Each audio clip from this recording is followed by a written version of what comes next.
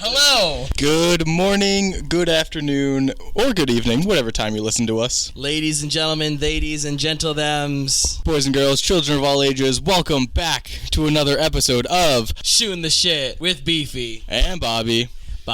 Beefy. Where are we right now? We are in we're going all over the place this season. We are back at our alma mater, but this time deep in the basement, in the bowels of the campus center. Of the campus center, yes. And we stumbled into the costume shop. Yes, we did. And who are we sitting across from? Ladies and gentlemen, boys and girls, welcome to the podcast, the one, the only, Professor Daniel B. Kozar. Woo!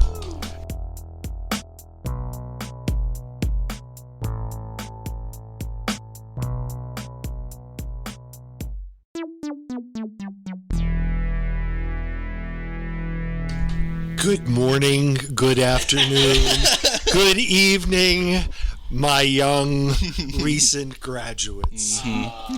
Oh yes, we had the wonderful opportunity for the past 4 years to be mentored and guided through life, the crazy college ride that is college, by Daniel. And we made it through. We graduated. We did. You did graduate. You did graduate. You walked across. Scratches. Yeah. Couple tears. Yeah. Well, maybe a couple more. Maybe more than a couple tears. But oh yeah. But yes, Daniel, what has been instrumental in our career. Imperative. At Dean. Daniel is the costume shop manager. In residence. The resident costume shop manager, as well as the program coordinator, yes. Mm-hmm. And he's been here with us ever since we started, and we are so forever grateful for him. He is a fan favorite. Oh yes. If you know Dean and you know Daniel, you know that he is definitely a fan favorite. And we are super duper excited. It's about time that we got him on the podcast. Yes. Sorry to make you wait so long. Yeah, sorry for the delay. So, may I address you as Beefy? Yes. I can address you as Beefy? You may, yes. Well, Beefy, just to correct you, I am the resident costume designer. Resident costume designer. Yes. Ben is the costume shop manager. Yes, Ben. We love Ben. Yes, we love Ben. Shout out to Ben. And thank you. I really appreciate being here on Shooting the S with Beefy and Bobby. I assume you're Bobby. Yeah. Okay. You would be correct. Very good. I'm really excited to be here. I've been here at Dean since 2002. Oh, wow. You guys were still... Year after we were born. Yeah, I really hate you guys.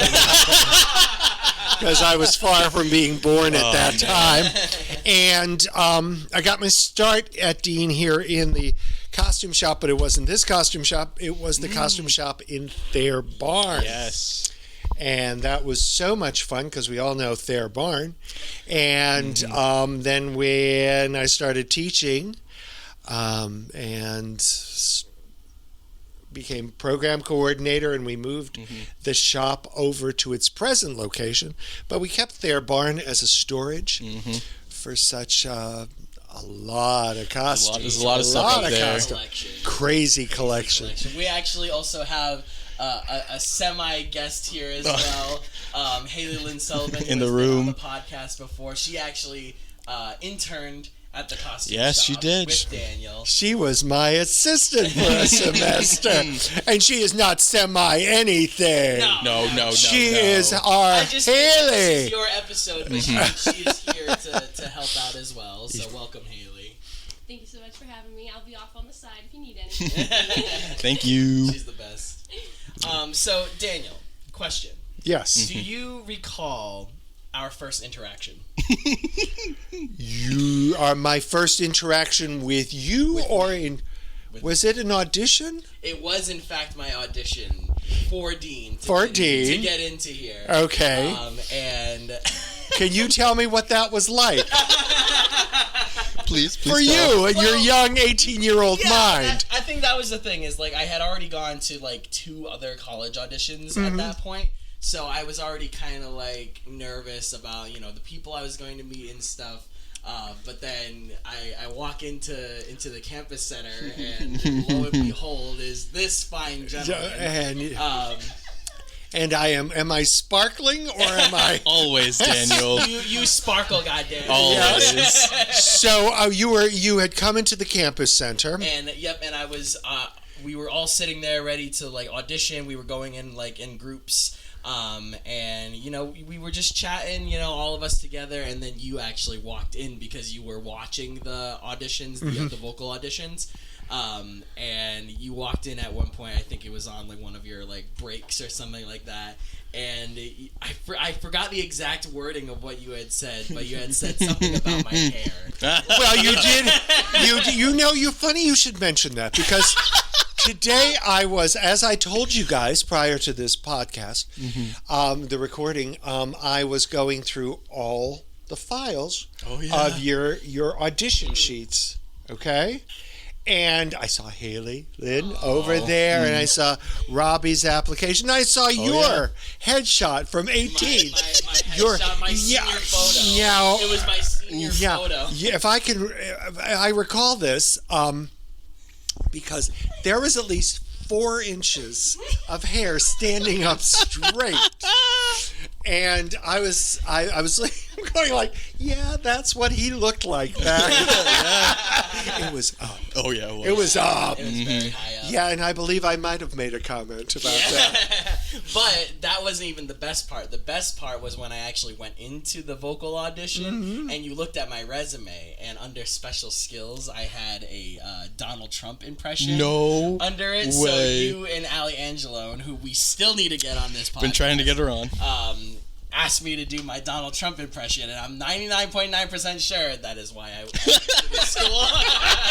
Because I bombed my monologue audition. How could you bomb your monologue audition? I forgot like half of it. It was originally like a minute, 2-minute monologue. I maybe got like 30 seconds in. Yeah, I choked so badly. But I got through it. And you graduated. They let you in. They let me in. They sang a commencement. Yep. And you've played roles in principal roles in musicals, and you've dealt with Bobby. He certainly dealt with Bobby. He certainly put up with me for 4 years. Yeah, we all. Anyway, we all did. But yeah, no. We part of the thing about auditions is we look for the inner student also, the inner kid also, and I'm sorry about you bombing it. It's very nerve-wracking to have. I'm just glad I made Professor it in because Bogan. You did, and we've enjoyed having you. Me too? Yeah. Yeah, I guess so, Robbie. Yeah, I guess so. But you also had to sit in on the audition rooms as well, because you had even though you were tech, you still had you had a portfolio. Interview, right? No. You didn't? No. Because now we have the portfolio interviews. No, I didn't have to do. You sent us in. I sent stuff in. You sent stuff from productions in high school. Yeah. Yeah. So you were covered on that one. Yeah, but I never had to come in for an interview or a quote or like an audition. But if you guys I was looking at the numbers. We had close to 250 kids audition, whether here or off campus or virtually. So it's a lot. A lot of them. So and as I was saying, we're bringing in 46. We got 46 new students coming in with the new BFA program, which is awesome. Yes, and jealous. I'm jealous, but where's my BFA? Yeah. What was that? I said, "Where's my BFA?" When does Dean get the BFA in tech, and can I come back? Well, you can always come back. Oh. And if you call me up, I'll get you a deal on tickets. Let's go! Wonderful. So, Daniel, beyond Dean, you have had quite an extensive career in regards to costumes and fashion and clothing. And so I'm just curious, how long have you been in the industry, not just within Dean, but how long have you been in the industry, and where have you been? Because you have been like I've been all over. All over the place. When I was your guys' age, Mm-hmm. I had gotten a BA in what we called communication disorders back then, which was speech pathology and audiology. And by my senior year, I'm going like, don't know. Not feeling it? Not feeling it. So I went and I was accepted at the Fashion Institute of Technology. Yes. In New York City, to West 27th Street. And I graduated from there, and I came up to Boston, and I had been hired by a premier bridal company called Priscilla of Boston. And that was over in Charlestown, and we all lived in Allston then, so I had an apartment in Allston. Paid $195 a month for a studio. Yes. Take me back. I want to go back. $195 a month for a studio. Of course. I didn't know it went that low. Oh, it went low. It went low. Yeah, it was. And I jumped up to a one-bedroom for $250. Right on Packard Corner, if you know where the Green Line bends. And but I was working at Priscilla as a junior designer merchandiser, and would come down with the gowns. We had 2 seasons, and we would have fashion shows in the showroom, and it was fabulous. And with the buyers, and then got hired out of Priscilla to be the work in the art department at Carter's Children's Wear. You know how I love. Yes. And so yours truly was designing prints for children's sleepwear and playwear and Care Bears. Design Care Bear clothes and stuff. And they had an opening for a designer in the Christian Dior division for children's wear. Wow. So I designed Christian Dior children's wear, and that's when I started traveling. And I went to Paris once or twice a year, and that was chic. Very chic. And once or twice a year, would it be like for an extended period of time? Yeah, how long? It'd be for like a week. Because then I would go over there. We would go over there and have meetings and pick up things we would like to create upon, use to create. Find inspiration. That's a good word, Bobby. Bobby. Anyway. You only have to use those names when we're in the podcast, but you can call us whatever. Oh, I can call you a couple. Yeah. Man. So after Carter's and Christian Dior, I went, and it was right at the time where production was going overseas, and I realized I needed to do that. Yeah.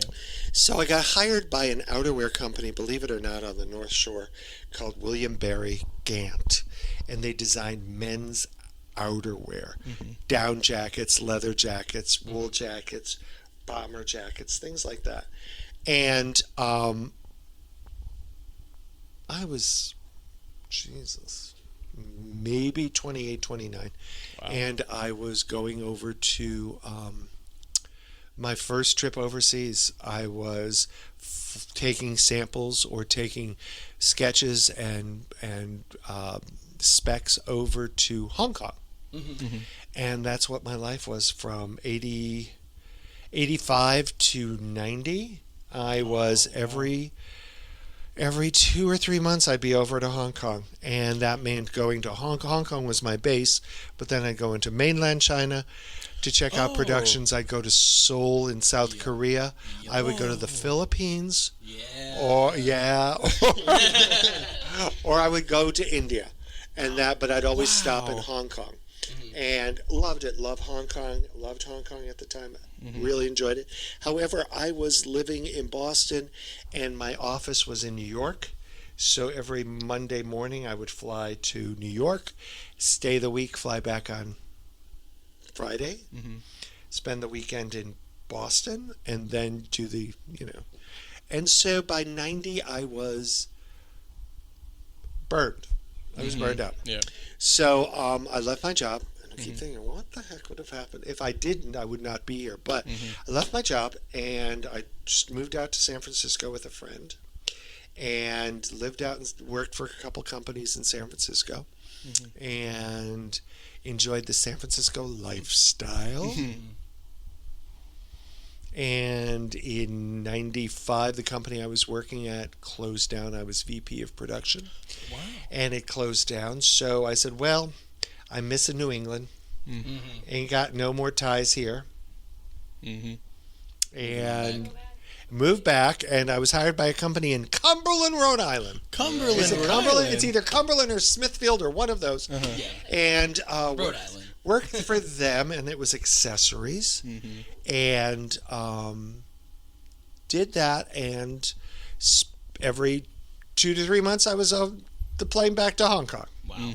So still doing that. Yeah. Still doing that. And I did that until my division closed in 2000. I went down to New York to work for about a year, and came back with another job in Rhode Island, and started going back to theater. And I was cast in a production of 1776.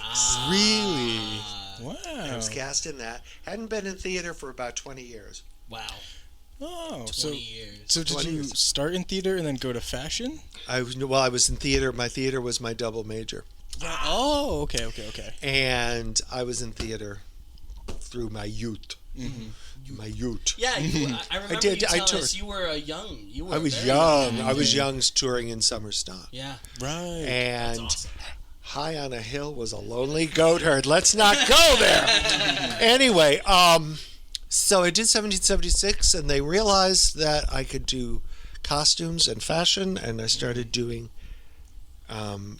costumes for shows. And then the gentleman who was dean at the time was a close friend of mine. And he said, my costume designer has left. Could you take over? Wow. And I did that, and I was working at Dean, and I was also, oh my God, I don't know how I survived. I was doing movies. I was doing TV shows. I was working on I opened 3 shows the same week. Wow. Costuming. One here. Oh my God. One up at a high school, and one in Wayland, Massachusetts. Oh, 3 shows. I don't know how I survived. Did you? Yeah. No one's here. Oh my God, it was crazy. Did you teleport back and forth? It was Like- close. It was God. close to it. It was close to it. And I'll tell you, but one of the marvelous things about it was I was doing a musical called, and I told you guys about this in costume class, about how I had signed up. I had sent all the measurements down to a place in Florida, and they rented the costumes out from underneath me, and I found one of my closest friends in a costume company in New Hampshire. Yes. And she's still close, though she retired. But it's something to always be on the lookout. Always be on the lookout. And she and I did movies, and we did a television show together, which was really wild. So, yeah, it was fun. And then got my graduate degree, and I started teaching more and more classes, and there I am. The rest is history. Do you have a favorite class that you teach here, like a specific one that you really enjoy? What do you think it is? What do you? Beefy, what do you think my favorite class? I'm gonna say it's costumes and makeup, but no. No. Is it Intro to Theater 1? No. Well, I love teaching Intro to Theater 1 Yeah. and Intro to Theater 2. What do you think it is? Haley has an answer? Is it your Shakespeare? There we go.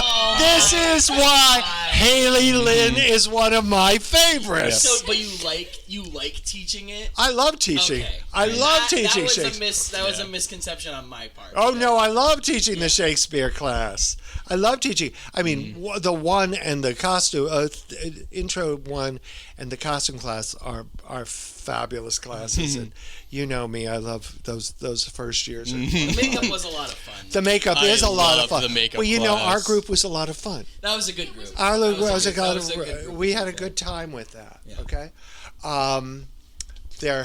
Yours was last year. I was in a different class. I took it before them, but yeah, the clown makeup day. We all love the clown makeup day. That was fun. Were you afraid of all the clowns? No, Bobby. No, I am not afraid of clowns. But it's really funny because recently at the racetrack we had the Shriners, the clowns come by to raise money for the children's hospitals, and there are a lot of race fans who don't like the clowns. Oh, man. So that was pretty funny. What racetrack is that, Bobby? The Seekonk Speedway in Seekonk. I just work in the concession stand. Oh. Yeah. Hey, That's good. It makes money Hey, on the no, side. it makes a heck of a lot of money. I like that. I like having an in on the concession stand. Yeah. Do they race cars or horses? Cars. You can't bet on cars. I mean, I don't. I think I'd lose my job. But it's Seacon. some people probably. Yeah, we go. Yeah. I have to remember that. Come by. So you've lived in Hong Kong, San Francisco, New York City. Now you're currently in Franklin, Boston, Boston, the overall like New England area. Yeah. Craziest place that you've been to. Yeah. The best food you've ever had, and the craziest story that you. Craziest that place I've been. Chengyan in mainland China is hot springs. It's a hot springs resort. Ooh. Fancy. Not really. It was the only hotel near the factories I was working with. Okay. So it was, you would go there and you would have the room, and it's very Spartan. This was the 80s. It was Spartan. It was like 10 years after Tiananmen, so things are a little. So I had the young woman I was traveling with, my translator, and my merchandiser. We had gone out to dinner, and her room was on one side of the compound. My room was on the other side. Now I had to walk down this long alleyway of trees. Spooky. It's nighttime. Oh, yikes. It's there was a group of 3 or 4 Chinese soldiers coming towards me. I'm walking down there, and all of a sudden, over our heads, it's almost like this stampede in the leaves, and leaves are falling, and you hear this chattering, and it's just all this noise, and I'm going like, what is going on? And the soldiers are looking at me, and they don't understand what's going on. But here, there was I don't know what you call a herd of monkeys going over our heads amongst it. And it was really, really eerie because it's dark. All you have is the ambient light from the hotel. And the soldiers are coming, and the 5 of us are, because I'm not too much older than the soldiers, and we're just staring at one another going, what the heck is going on? Yeah. But then you see things falling, and that was very spooky. There was that. There was also the time I was young. I was 20. It was my first trip to Paris, and we had befriended this group of other designers and merchandisers, and I'm 6'3", and I'm 6'3". I'm 6'3", and so we had met these other, and one of the designers was a woman of really short stature. She we call her a little person, or and we bonded, and we were bonding. And Got it. we were walking down the streets of Paris, singing Edith Piaf's La Vie en Rose. And me and her, and people around us are staring at us, and our colleagues are behind us saying, "Do we admit to knowing these two?" Or yeah, but we had such a good time, such a good time. Best food I've had is at Recamier in Paris. I love going to the restaurants in mainland China because you have these huge tables, and there's a wonderful pepper that's stuffed with meat and rice, and it's deep fried, and like you can eat like tens of them at one sitting, which I'm paying for now. Yeah, I mean, I've eaten at Mount Pilatus in top of the Alps, and that's fun. I've eaten at I remember we took, Professor Lawson had asked me to be one of the guides, and we had dinner in a palazzo in Florence. And that was fun, the Borghese Palazzo. So I mean, I've had a very full life. Grossest food you had? Something that you would never have again? Oh.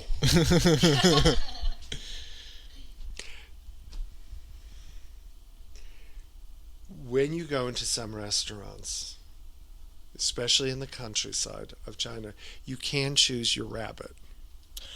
Oh. Cannot do that again. Oh. Cannot do that again. But the grossest food, there have been eels. Oh, yeah. Yeah, those are About delicacy. this long. Yeah. Yep.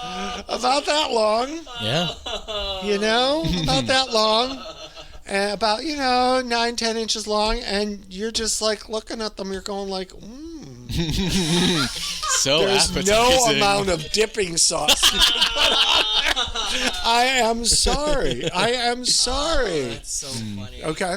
So, so one thing that we like to talk about here on the podcast, especially with people who have lived in New York, Yeah. and New York is a place that I feel like is like it's a dog-eat-dog world out there. The dog-eat-dog world, the home base of everything that is theater. And I'm curious, for somebody who's lived in New York, what's something that people should know before going to New York? What's something that they don't tell you about New York?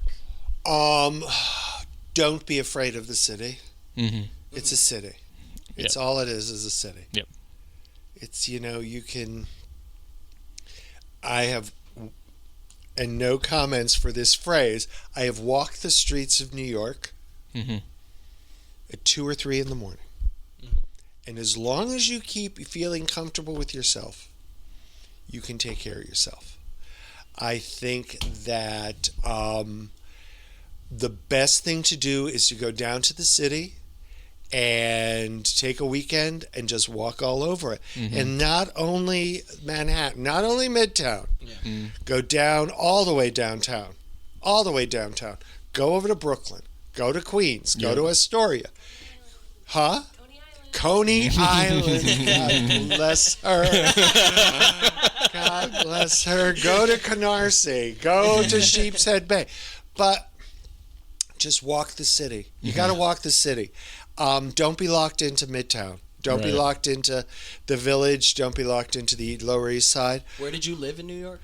But you see, I'm spoiled. I lived in a residential hotel up on 58th and 7th, and then I had an apartment down in Soho. Okay.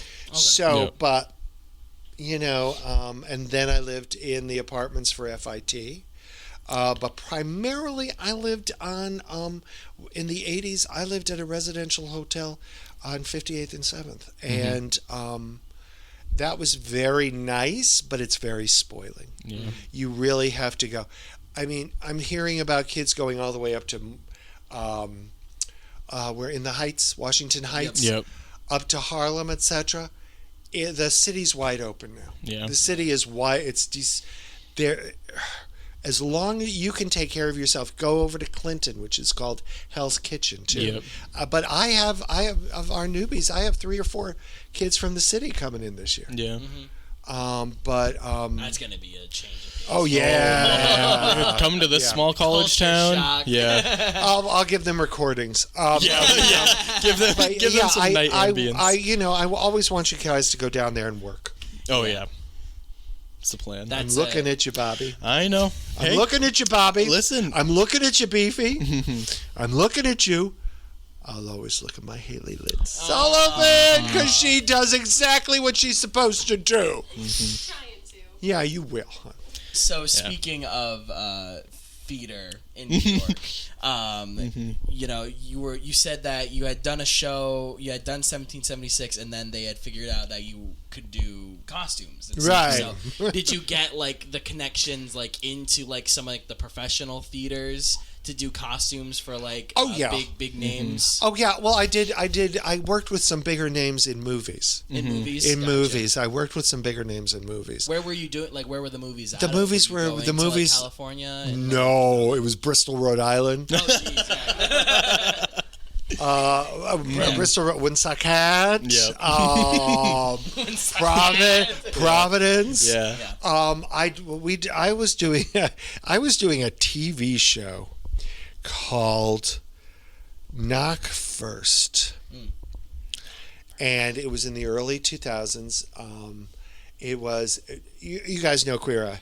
Yes. Queer Eye. Yep. So this was during the first iteration of Queer Eye, and this was done by the same producing team as Queer Eye, and this was Knock First was the teenagers. It was makeover and people leave, so we would be making over teenagers' bedrooms.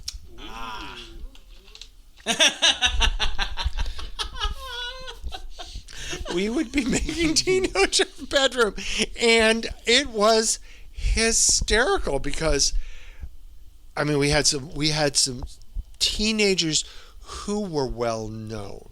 Oh, Do you remember Malcolm in the Middle? Yeah, of course. The TV, the little brother.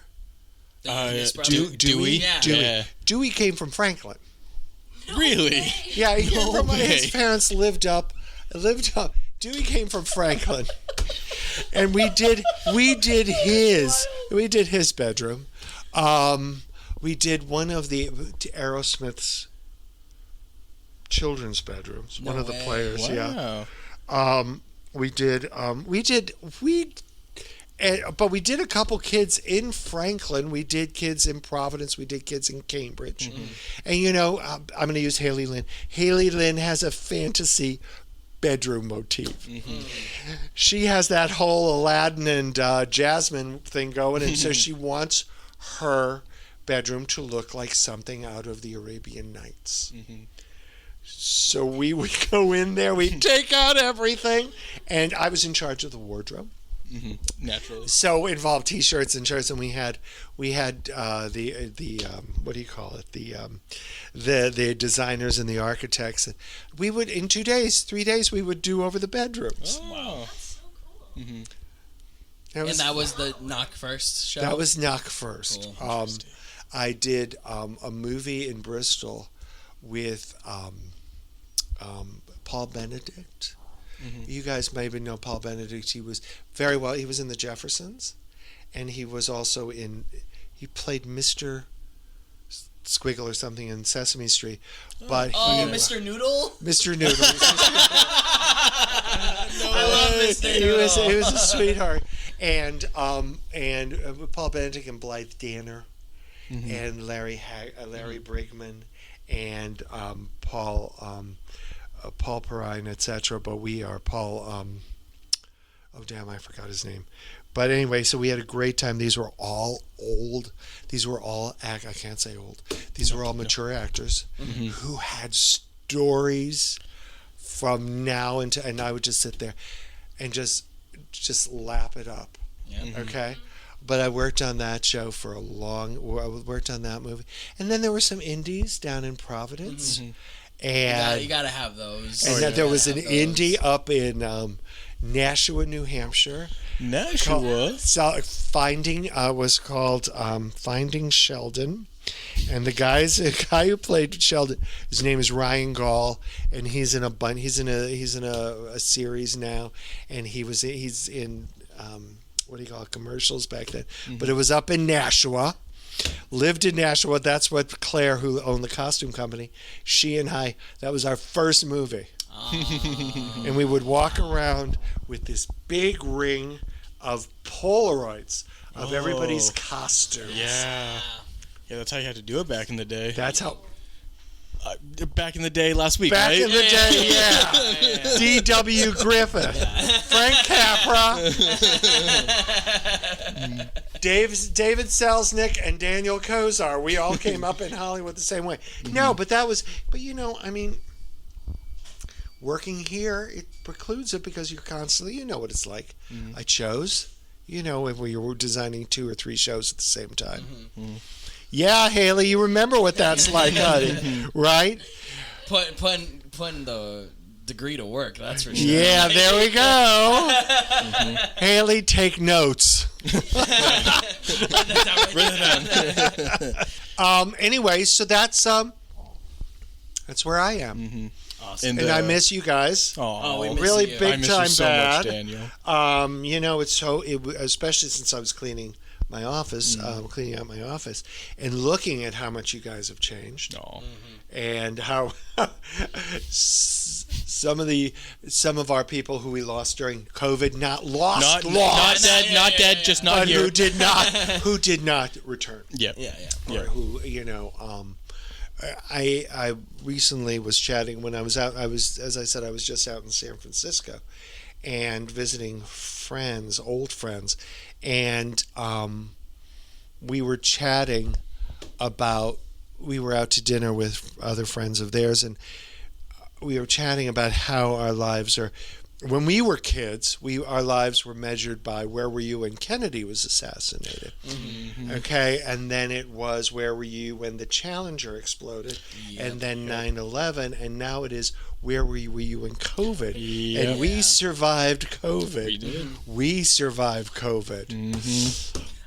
Thank God. I'll take that. We survived COVID. I'll take that. Yeah. And we survived the online classes. Man, that Theater was classes online. I think just it was not rough. have ever happened. Well, we survived it. Yeah, we got through We it. survived it, and we excuse me.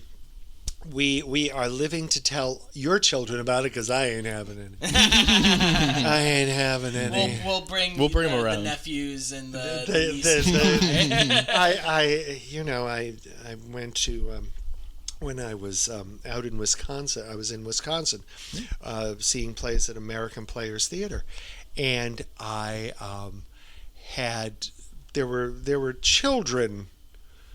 There were children at one of the plays, and they were seated near me at one of the plays. Man. And the mother said, "You're going to have to be quiet because the people around here." And one of the kids looked at me and he said, "Oh, do they not like us to talk like Grandpa?" And I said, "Yes, exactly like Grandpa." Yes. Precisely. I'm losing my well-known pleasant disposition. Did you see anything good up in Wisconsin? I saw a fabulous, believe it or not, it redeemed the play for me, The Merry Wives of Windsor. I enjoyed it. I finally saw a production that I enjoyed. I saw a production of a play called The Liar, which is a modern retelling of a play by Corneille. And then I saw Our Town.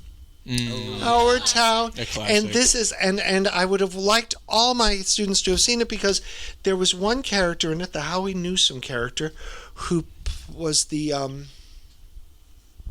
milkman. And this actor, who's part of their company, came out and in his 3 or 4 lines gave us all the questions. And he was so wonderful in the way he performed. On his simple scenes. It was I was chatting with my friends who I was with, and I said, he did more than several of the principal characters. And it was just absolutely wonderful. Absolutely wonderful. But I saw that, and then I saw a chorus line in San Francisco. Oh. Was it a chorus line? Anyway, let's chat about something else. Okay, So anyway, moving on. What is a favorite show that you've worked on? Like A little night music. A little. You night know I'm a music? sucker for Sondheim. Yeah. Yep. Night music and any show that I've done with my kids at Dean. Oh yeah. You know, I mean, Each and every one we've of them. survived. We've enjoyed several. True. I mean, there have been a couple. I can firmly say, and I talked about this on another podcast, that like Dean's like our department is just like it's what I needed. It's exactly what I needed. You know, it was just the right amount of, you know, fun and like professionalism, and you know the community was so welcoming. So, you know, and I put all of that on you, you know, because thank you, kids. If you guys make me cry this early in the morning, I'm gonna smack you. Well, you know, guys, we are a close organization here. We are a close family. We really are. Yeah. I mean, we have the special, the prime ones. And then we've got you guys. You know. I mean, this Beefy and Bobby. Did that start here? Yeah. It did. Yep. Yeah. We took a podcasting class with Vic Michaels. Oh. And the esteemed Professor Michaels. Yes. Yep. Over in the communications department, and we took the class. And before, it was funny. Before we even got into the class, we were like, let's do it. We can do it. We can do it. We can start it. We can do it. And what to explain to me, because you know I'm 102. So this goes, and you put this out on the airwaves. Yep. So put it out everywhere. Spotify. Oh, jeez. Spotify. Oh, yeah. Do you mean I can get this on my Spotify? Yes. You can. Oh. Listen to it on your drive home. Mm-hmm. My drive home. It's got a new car. Oh, really? Yeah. Oh, yeah? What do we got? Fancy. Gray one. Nice. Make and model, no? Yeah, Toyota. It's like a mini SUV. Oh. I had to put Tallulah down. Oh. So we have Solange now. Solange. I'm going French. Yeah. And she's sleek. Isn't Solange one of oh my god, what was Beyonce's group? Destiny's Child. Destiny's Child. Yeah. Oh, okay, I'll take that. We'll do that. I like it. I like it a lot. So she's relatively new in my life. But awesome. So Daniel, just we're gonna close up in a few minutes, but any last words of advice for please? We need it, man. But I was going to ask. I know my favorite over here has plans. Are you auditioning, Hale? Not as of late. Haley, why not? Because I don't have a car. Okay. Yeah, I'm trying to save up for that. To be I should have sold you to Lula. Oh, missed opportunity. It would have cost you a heck of a lot more.